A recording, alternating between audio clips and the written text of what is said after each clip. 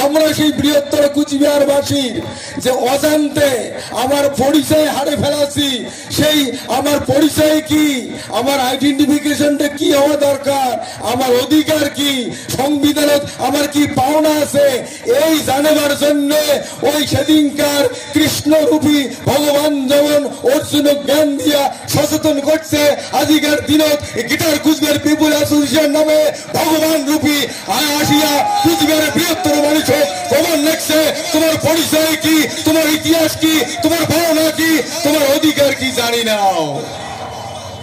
এটাই আমার স্পষ্ট বক্তব্য।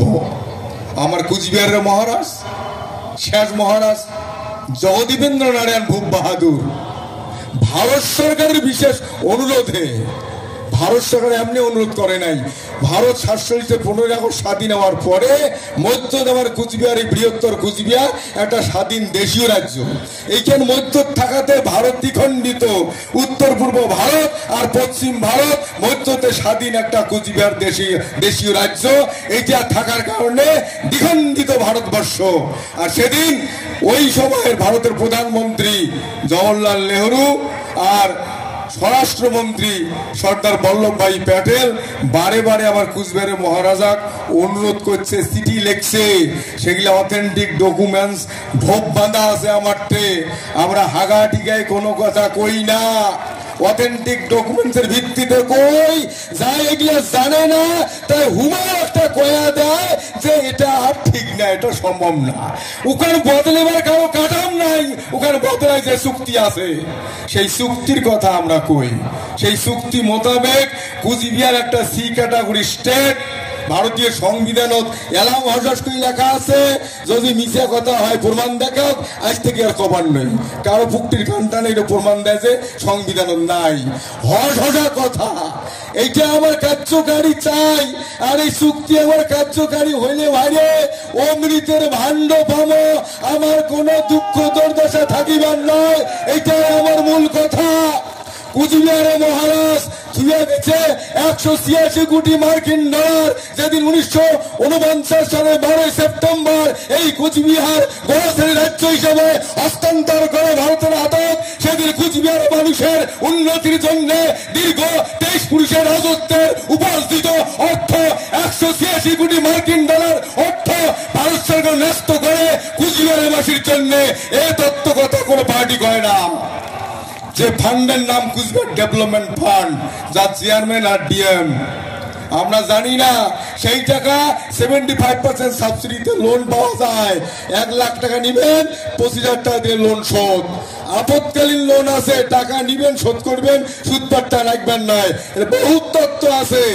আমার কান কোনোদিন কয় নাই, আমরা সেল্লার কথা কই। আমার এটা নিয়ে আমার আন্দোলন, আর আন্দোলন করিয়া বামপন্থী পিরিয়ড 2005 সালে যে একটা এমন সরকার ছিল, উয়াক বলে কানাই ফেলেন না পায়, সকালে উয়াক ভয় খায়। আমরা 2005 সালে 20 সেপ্টেম্বর এমন ছাকন ছাকনিছি, উমার কলিজার কাপড়ি তুলে দিছি। ইতিহাস সাক্ষী আছে। অকারণে মিসাং মামলা দিয়ে মোক জেলত ফাঁদে দিচ্ছে, ফাঁদেয়া জেলতে ফিরে কোর্ট বানাইছে। ভারতবর্ষের ইতিহাসত নজির, সারা ভারতবর্ষের জেলের ভিতরে কোন আসামিক বিচার করার জন্য কোর্ট করে নাই। এলাম দেশদ্রোহী মামলা মেলা জঙ্গার ফাঁসি হয়েছে, কাশ্মীরি কেসত উহারও বিচার হয়েছে ওপেন কোর্টত। একমাত্র বংশীবদনের বিচার বামপন্থী পিরিয়ডত কুচবিহারের জেলের ভিতরে জেলা আদালত বানাইছে। মনে বিচার করার জন্য সপ্তাহে সপ্তাহে বিচারপতি পয়সা খরচ করে জেলের ভিতরে শুনে বসছে। অথচ বড় বড় দেশদ্রোহী মামলার বিচারপতি কোনদিন জেলত যায় নাই। অনেক সময় ওই ভিডিও কনফারেন্সে সাক্ষী সাবুত নিচে আসামের জেলের থাকিয়া জজ সাহেব যায় নাই। আর বংশীবদনের বিচারের জন্য জজ নিজে গেছে জেলের ভিতরে কোর্ট বানাইছে কয়েক লক্ষ টাকা খরচ করিয়া এই বামপন্থী সরকার।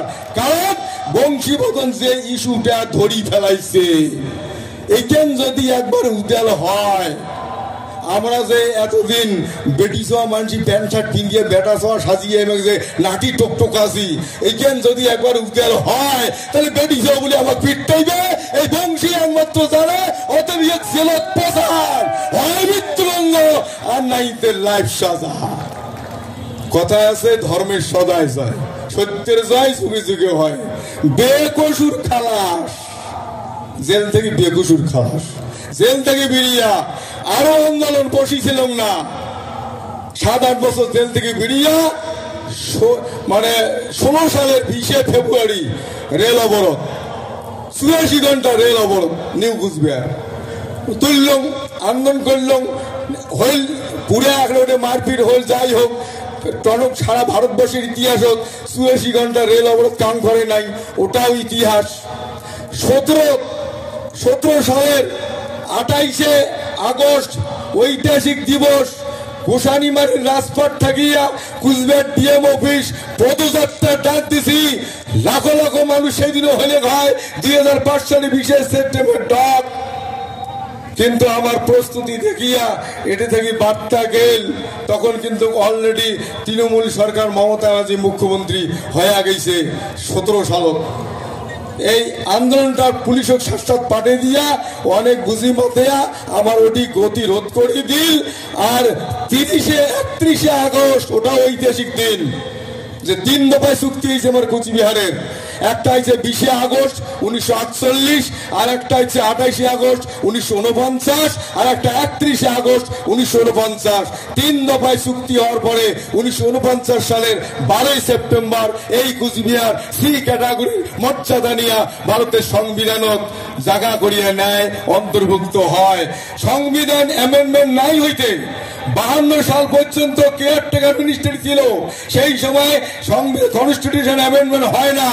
52 পরে অ্যামেন্ডমেন্ট হয়, 55, 56 রাজ্য পুনর্গঠন কমিশন হয়, রাজ্য গঠন করে প্রক্রিয়া নাই পার হইতে 1950 সালের 1 জানুয়ারি ফুললি ইলিগাল আনকনস্টিটিউশনাল ভাবে ডক্টর বিধানচন্দ্র রায় কুচবিহার জেলা করছে। এটা মৌখিক এভিডেন্স কিছু নাই। Along Cooch Behar C category state as per merger agreement as per Indian constitution, সেই কথাটা আমরা কই।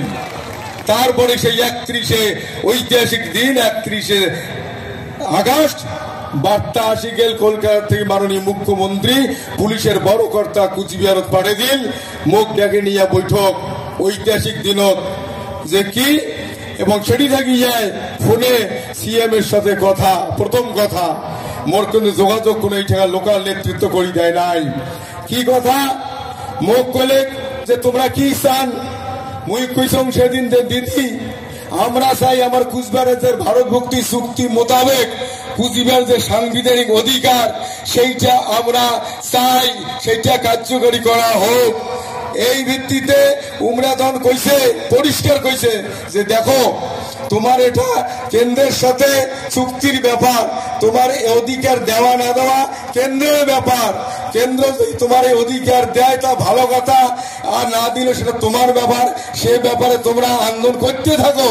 কিন্তু আমার একটা কথা শোনো, আমরা তোমার রাজবংশী মানুষের ভাল করে চাই, যদি তোমরা আমার সাথে থাকে তাহলে আমরা তোমার ভাল করে চাই, তোমার কিছু একটা করিবার চাই।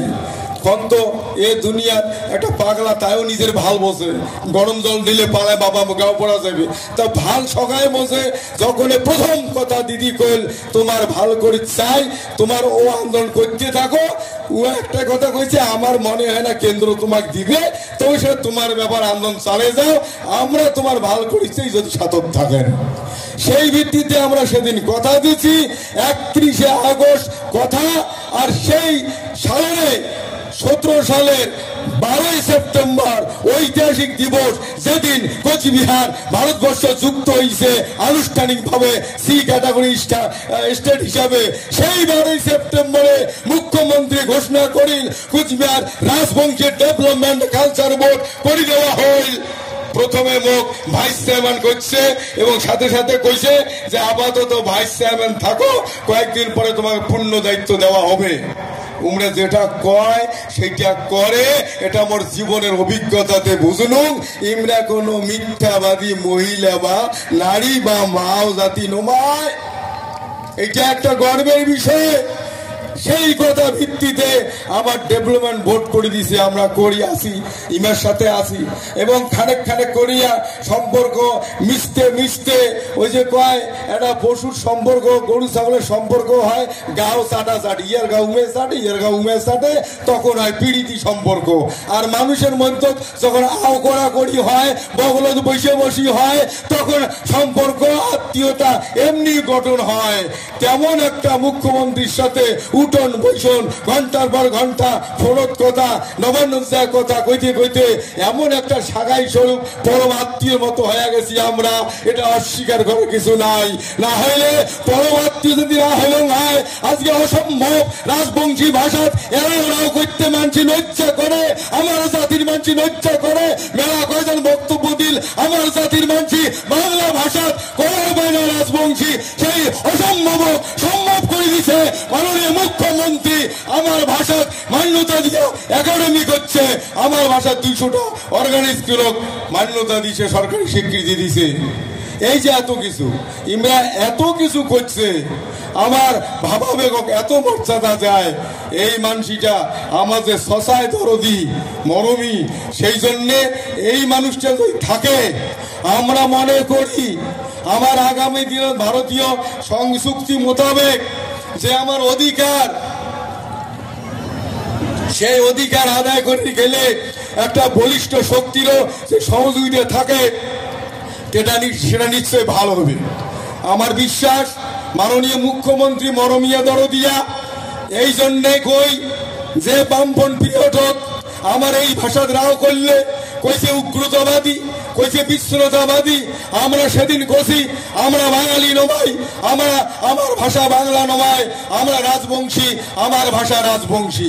সেদিন বামপন প্রিয়টক আমার বিচ্ছিন্নতাবাদী সাম্প্রদায়িক কয়া নানান মিথ্যা মামলায় জেল টেল খাটাইছে।